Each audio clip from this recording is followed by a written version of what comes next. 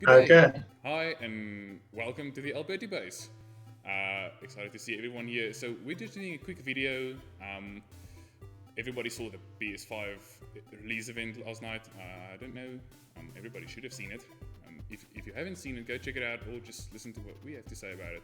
So over on this side, please meet Barry's, aka Sky Demon. That's his gamer tag. If you notice my video quality and the edit quality improving like a lot in the future, well, you have this guy to thank for all of that. He's agreed to edit a few of my videos. But the purpose he's here for today is, well, firstly introduction, but also we're going to have a little talk. Now, I myself am an avid PC gamer, and he is an avid console gamer. And so, as a PC gamer and a console gamer, well, we're going to talk a bit about what happened last night and see what that means for the future. Welcome, Barry's. How's it going, guys? Glad to be here. Yeah, glad to have you. Very much glad to have you.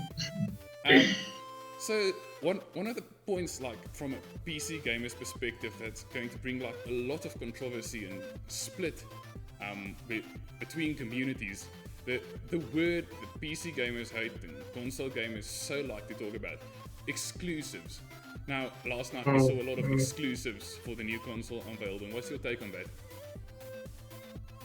Well, you see, exclusives, it is a very controversial topic for everyone, from PC gamers to Xbox and PlayStation exclusive. There are pros and cons to exclusive. Oh, On absolutely. one hand, yeah, like on one hand, exclusives suck when you have a franchise. Like we saw Demon Souls exclusive release trailer yesterday, and it sucks for everyone else that are massive fans of From Software games and a Demon Souls and Soulsborne franchise that's on Xbox. It's gonna suck for them because this new OG game's gonna remake and they're not going to get it. It was the same for Bloodborne. Massive game, very good, and it was a PS4 exclusive. Fans of the franchise, it's not getting to everyone and on the fan base, but like it sucks for them. But there are some pros to it because from a developer standpoint of view, it's pushing the limits of what they can do and what they can release. And PlayStation doing the same. In exclusives is the way they do that. It's the way they compete against each other for better and better games. So you have a PS4 exclusive. Xbox gonna try and make a better exclusive for their fan base and their players. So So you're on one saying hand, competition is like one of the pros of exclusives because it pushes competition and innovation and technology between the consoles. yeah, because you know the everyone knows the Xbox versus PlayStation. That that whole story Oh yes, from a it's like fan base. the two big wars is Xbox versus Yeah, PlayStation, and then console, which are those two together, versus PC. yeah, But I want to ask yeah, your opinion on something. So recently, Microsoft has been doing this thing with the Xbox Game Pass that's becoming sort of a universal, like Windows yeah, PC crossover thing, and with the Xbox One being like almost like PC grade or just like standard PC hardware with a CPU and a GPU. Well, the Xbox games they take much less work from what I've heard to port over to a PC. And so Microsoft has this thing where you can buy a game on one place and it's going to like run on their Project xCloud streaming service and your Xbox and your PC. Now Microsoft's pushing for like a unification of the PC and console platforms, where I think Sony, with these super like aggressive exclusive marketing and with all that, I think Sony is moving against that. And how do you think those two takes will compare to each other? yeah.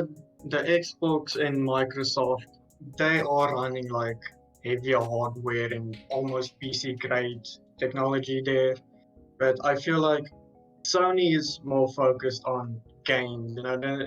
They're all obviously trying to get better specs and stuff. but their focus is more games of higher quality. With all these exclusives, their As a PC game gamer, focus. I can tell you, I've seen trailers, even in PS4 days, I've seen the trailers for Horizon Zero Dawn, and I've Yeah, been wanting to play that for so long. I didn't actually go out and buy a PlayStation just to play the game, but the game looks beautiful if you consider what's in the PlayStation 4. And like as yeah, a PC gamer, I've been wanting to play that for quite a while. And for the PC gamers out here living under a rock, Horizon has actually announced a port of the first Horizon Zero Dawn game coming to PC somewhere in the near future. So I'm totally that's hyped for nice. that as a PC gamer. But the Yeah, thing is still, it's a few years too late. Like everybody with a PlayStation yeah, could have played it from day one. It was even bundled with some consoles, and yeah, PC gamers are getting it like a few years late. yeah. That's again like part of the exclusive argument there. Like I know when Spider-Man PS4 released, it was an amazing game. And I know a few people that literally bought a PS4 to play that game. It's part of the strategy marketing stuff for people to buy PS4s because that's their way of doing it. Create games that people want to play and then make it exclusive for the console. So I don't know if this is going to be like something with the new generation as well. But fun fact for everybody watching this: with the old generation, console companies actually lose money when selling you a console. It costs more for them to design, build, manufacture, polish, package, and ship that thing to you than you actually pay them for it. But the way they make money is like console game exclusives and console game buying, and usually like a console game is way more expensive than the same game on PC because there's that console premium coming above it, and that's how console companies make money. Like exclusives and games are literally how they make money. They sell you their console at a loss, and they hope you're going to buy enough games to fill in that loss. And so far, it's worked. I mean, Mm, let's just say that so far it's worked great for them. They're still alive. yeah, yeah, that's how they have to make money. It's expensive stuff they're making. It's not cheap $5 producing it. It's massive amount of money. I need to make back somehow. Do it with the games that they sell. And you know what? That actually brings me to like the part I, as a PC gamer, am the most excited because I know I'm a PC gamer and it's like PC versus console, but as PC gamers, well, there's actually quite a lot of reason for us to be excited about what's coming. And like as a PC gamer myself, the part I am most excited about is not the reveal of yesterday evening, but you remember that Unreal tech demo they showed earlier running on a PS5 with the girl that almost Yeah, looked like Tomb Raider running through the cave, and they were like triangles, yeah, triangles, triangles. Now, as a PC gamer and someone who's tried like some low-level game development myself, well, that's amazing. Where they showed that statue, I literally took in a sharp breath where they're saying 500 billion triangles. And they had this statue with a bunch of triangles and the rendering done on that single statue, and they were like, Unreal Engine can handle all of this statue. But you know what? Just to show what Unreal Engine can do, we've taken this statue and placed 500 of it in the next room. So there you go, triangles, triangles, triangles, and it didn't like look as if it was even stuttering.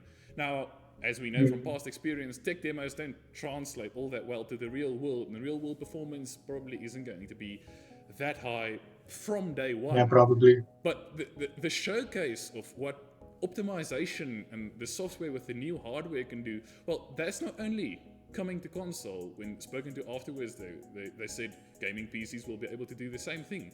And that's why I'm excited for the consoles, because you know what? Complain about exclusives all you want, but consoles, especially this, it pushes innovation. Yeah, that's that's what I am really excited about because they're always trying to push further because PC is never going to release a PC too, but with consoles you can't like repackage PS4. You have to push boundaries. You can't repackage the same thing. You have to put new stuff in it, better hard drives, better games, better releases. You have to push the boundaries of what a console can do, and it's not necessarily just good for that one console. It's good for everyone in the gaming community. Ingenuity, creativity, Because pushing further. as PC gamers, we're also reaping benefits of the release of the Yeah, PlayStation, which is awesome. yeah, exactly. So the other thing I wanted to talk about, which I think PlayStation is doing right in this case. So I'm sorry if there were fans of it earlier. I'm going to like be straight with you. In my opinion, like the design of the physical PS4 console, well, it didn't look that great. It was a clunky design from day one, and they did some stuff and they added an extra layer of bread to the sandwich with the PS4 Pro. But the PS5, like I was surprised to see that when it came out. Like, damn boy, that thing looks nice. A lot of people are complaining about it. They're saying it looks absolutely horrible. But I think it looks pretty slick, Doc. I think it looks pretty slick. I don't know if you saw the 2020 release of the Dell Alienware PC, because the PlayStation kind of reminds me of that, with the sleek, curvy looking thing Yeah. and the line light coming around. No, as PC gamers, you know, we're all about the look and the RGB and the sleekness, and maybe doing some PC builds. But like, that's coming to console. Like compared to what we saw of the Xbox Project Scarlet or whatever they're calling it now, like the PlayStation looks beautiful in my opinion. I really like the design of it. And then I wanted to ask your opinion, because as a PC gamer, I'm all about that keyboard and mouse. But as console gamers, you guys play with controllers. There's no keyboard and mousing for you. What do you think about the new DualSense PlayStation controller? I mean, it's a controller. It doesn't really, to me, look like they've changed much about the classic PlayStation controller look. It's always had that same vibe to it. I mixed up the colors around. I like it, but yeah, I think it stays true to what it should be. You know, doesn't look like. I know that in like some parts of the world, among the PlayStation community, it actually sparked like chaos and a debate over is this better or is this worse. Some people actually don't like the new like smoothness of the design. Yes, smoothness. I really don't mind it. You know, I think it goes with like the slick design they had of the console. I think it suits well with it. And Now, of course, it's always in the end, third-party controllers. a controller is a controller in the end. A controller is a controller, you know. But there's something new Buttons. coming to this controller. There's one thing that the previous controller didn't have.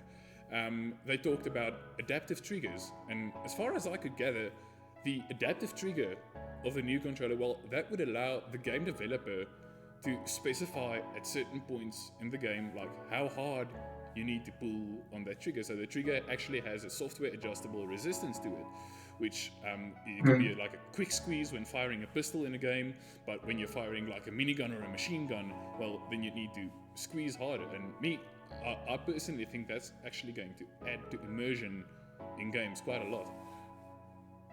Yeah, like that's really nice of them. Ingenuity, creativity. I love it. Innovation.